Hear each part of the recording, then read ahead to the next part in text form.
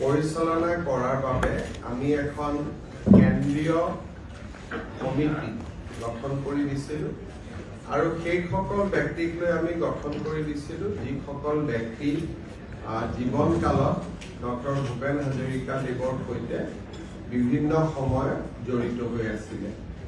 আজি ভূপেন হাজৰিকাৰ পুত্ৰ তেজ হাজৰিকা, তেওঁৰ নাতি চেজ হাজৰিকা আৰু তেখেতৰ ভাতৃ সমৰ হাজৰিকা, ভাতৃ বোৱাৰী মনীষা হাজৰিকাকে আদি কৰি পৰিয়াল আৰু তেখেতৰ সান্নিধ্য লাভ কৰা কেইবাগৰাকীও ব্যক্তি এই শতবাৰ্ষিকী অনুষ্ঠানৰ সদস্য হিচাপে উপস্থিত আছিলে আৰু সকলোৱে বিভিন্ন ধৰণৰ পৰামৰ্শৰে আজিৰ সভাখন সমৃদ্ধ কৰি তোলে। চৰকাৰে যি ধৰণে কাৰ্যসূচীসমূহ ভাবিছিল তাৰ লগত কেইবাটাও অতিৰিক্ত সংযোজনৰ পৰামৰ্শও আগবঢ়োৱা হৈছে। আমি গোটেই পৰামৰ্শসমূহ আকৌ এবাৰ চালি জাৰি চাম আৰু তেখেতসকলৰ পৰামৰ্শসমূহো সন্নিবিষ্ট কৰি আমি আগবাঢ়িবলৈ প্ৰচেষ্টা কৰিম।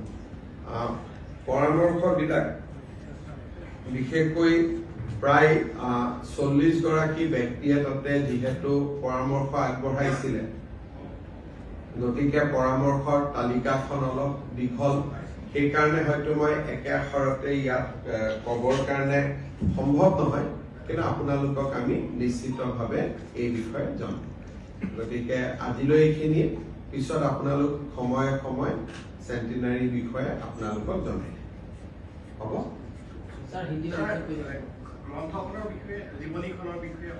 বিভিন্ন জীৱনীখন অনুৰাধা শৰ্মা পূজাৰীয়ে লিখি উলিয়াইছে। তাক আমি পিয়াৰ ৰিভিউ বুলি যাক কয়, আৰু এবাৰ আমি তাক পৰীক্ষা কৰোৱাম আৰু ভাৰতৰ 23টা ভাষাত ভূপেন হাজৰিকা দেৱৰ এই গ্ৰন্থখন অনুবাদ হ'ব আৰু প্ৰায় 4 লাখতকৈও অধিক কলেজ, মহাবিদ্যালয়, লাইব্ৰেৰী, চৰকাৰী কাৰ্যালয়, বিভিন্ন ঠাইত আমি ইয়াক পঠিয়াম আৰু তাৰ লগতে অসমতো আমি 10 লাখ লোকলৈ আমি পঠিয়াবলৈ চেষ্টা কৰিম।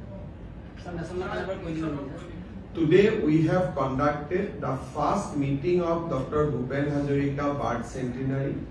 Honorable Prime Minister Sri Narendra Modi will inaugurate the Birth Centenary, and we will have several functions during the year. Today we had the first meeting of the core committee. We received many valuable suggestions, and definitely we are going to incorporate all the practical suggestions in the Birth Centenary calendar.